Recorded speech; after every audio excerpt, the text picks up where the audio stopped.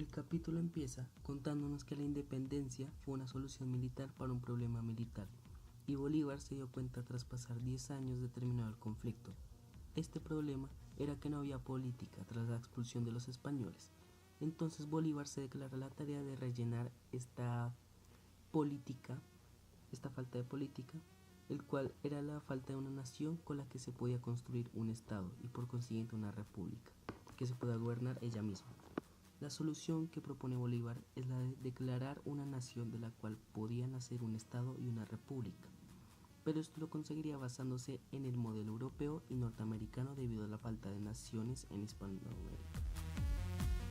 Ahora pasemos con Rousseau. Rousseau fue muy importante para la construcción del modelo de Bolívar, y esto lo podemos confirmar con la siguiente cita. Rousseau es el principal diseñador de la arquitectura política que sustenta los regímenes contemporáneos.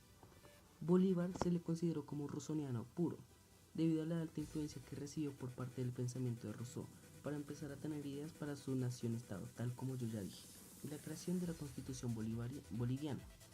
También el jacobismo fue fundamental para Bolívar en el desarrollo de su idea, pero esto no tuvo el mismo impacto que tuvo el pensamiento de Rousseau. Como dato curioso, Bolívar estuvo presente en la coronación de Napoleón Bonaparte en el año de 1804, debido a que en ese momento Bolívar estaba perfeccionando su educación europea, y esto lo consiguió tras asistir a la coronación de Bonaparte. Volvamos con Rousseau. ¿Por qué Rousseau es una inspiración hacia el modelo político de Bolívar? Bueno, es porque en uno de sus muchos ensayos, Rousseau crea y sugiere un nuevo modelo político proponiéndolo y explicándolo mientras que critica el antiguo modelo monárquico. Este nuevo modelo consiste en la república disciplinaria y su disciplina republicana. Según Rousseau, desde el texto El contrato social, aborda el tema del pacto político y cómo este debe ser una necesidad lógica. Aparte que la nueva sociedad liberal necesita de una fundamentación racional, o sea, un orden jurídico. Tomando esto en cuenta, pasemos al primer borrador que tuvo el Libertador para ser aplicado en un país. Su primera idea, la cual fue un borrador de constitución, era muy parecida a las ideas de Rousseau y a la educación espartana, ya que él consideraba que todo acto político tenía que tener como base la moral para un correcto funcionamiento de la misma. Entonces la educación espartana era importante y vital para poder aplicar esta idea.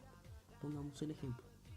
Los muchachos deben aprender a respetar a sus mayores o figuras políticas, aprender de honor y respeto, amar a su país incondicionalmente, para que aprendieran a mejorar su moral y por consiguiente su acto político. Y esto lo podemos confirmar en la sección 3 de los artículos 1 y 7. Bolívar tiene una fuerte creencia en que la moral va de la mano con la política y sin ella no puede existir la política o viceversa. Incluso piensa que el correcto uso de la moral y la política se puede conseguir la libertad. Y esto lo sustenta las siguientes citas. Sin moral no hay política real, y la libertad es un alimento suculento, pero de difícil digestión. Nuestros débiles conciudadanos tendrán que enrobustecer su espíritu mucho antes. A pesar de que la Constitución presentaba fuerza y era entusiasta, no es aprobada. Pero tranquilos que nuestro libertador favorito, tras pasar 7 años, Bolívar tuvo otra idea para una constitución a implementarse en la República de Bolívar. Y esta presentaba mucha fuerza hasta el punto de convertirse en la primera constitución de Bolivia el 19 de noviembre de 1826, tras ser aprobada por la Asamblea de Bolivia en Chuquisaca. Tras esto, la constitución tiene éxito en el continente, pero este éxito resulta ser fugaz. Tras el éxito de la constitución en Bolivia, Bolívar lanzó una ofensiva diplomática para persuadir a los gobiernos de los países liberados para implementar como estatuto de una confederación andina en la que se encuentran Colombia, Nueva Granada, Panamá, Venezuela y Ecuador, o sea, la Gran Colombia, Perú y Bolivia. A pesar de los intentos del Libertador en implementar su constitución en los países anteriormente mencionados, no obtiene resultados positivos. En Bolivia y Perú sí obtiene resultados positivos, ya que alrededor de un año estos dos países deciden implementar la idea del Libertador. Ahora, ¿cómo la idea fue vista en Colombia?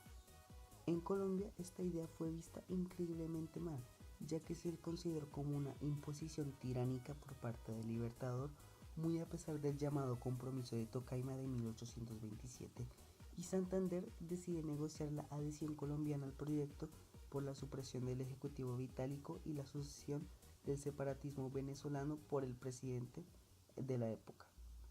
En 1828, este conflicto se acentúa cuando la Convención Constituyente de Ocaña repudia la Carta Boliviana y a la propuesta de la Confederación Andina.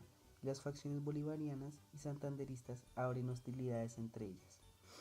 Tras esto, el Libertador expide su decreto orgánico de la dictadura, la cual es un golpe constitucional, y el Grupo de Santander atenta contra la vida del Libertador en la conspiración septembriana. Analicemos ahora la Constitución boliviana. Está basada en la Revolución Francesa, por eso tiene un carácter algo napoleónico. Esto se puede ver cuando fue reemplazado el despotismo monárquico al despotismo democrático en la Revolución Francesa, cabe destacar. De aquí parte la idea de disciplina republicana y la república disciplinaria. En la Constitución podemos observar que nos habla de una república centralista, una presidencia vitálica y una vicepresidencia hereditaria, un legislador tricameral de elección indirecta y restringida, una declaración de derechos y un dispositivo de legalidad marcial. El régimen puede considerarse indirecto o representativo, ya que la soberanía recae en el pueblo, pero su ejercicio recae en las figuras políticas, según el artículo 7. Aparte que el Estado se divide en 4 poderes: electoral, judicial, legislativo y jurídico, artículo 8. Pero hablaremos del poder electoral. El poder electoral es muy importante y la base de los demás, ya que éste se encarga de representar a los ciudadanos, elegir a los legisladores, postular a los representantes judiciales, eclesiásticos o administrativos. Artículos 19 y 22. Poder legislativo. El poder legislativo está basado en el Senado romano, al igual que el areópago de 1819, ya que este cuenta con senadores, tribunes y censores, los cuales son elegidos por el cuerpo electoral. Entre sus funciones está la de elegir al presidente, la confirmación del vicepresidente, juzgamiento de los actos funcionarios y el otorgamiento al presidente de facultades para la salvación del Estado en caso de guerra o peligro extraordinario. Poder ejecutivo.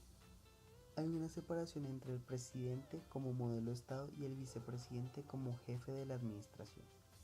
De acuerdo con la tradición británica, a pesar de lo controversial que es este sistema, Bolívar quería aplicarlo únicamente en Sucre, pero tras la muerte de su heredero y pocos meses después la muerte del Libertador, al final se termina erradicando esta idea.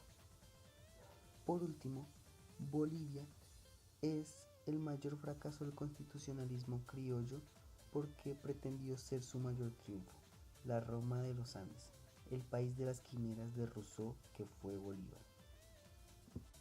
En Colombia no llegó a aparecer la Constitución boliviana, sino la bolivariana, desde 1819 en adelante, y Bolívar fue visto como padre de la patria, el cual funciona solo como un operador de la legitimidad para los partidos y los regímenes hechos a su imagen y semejanza, o herederos sin beneficio de inventario de despotismo filantrópico.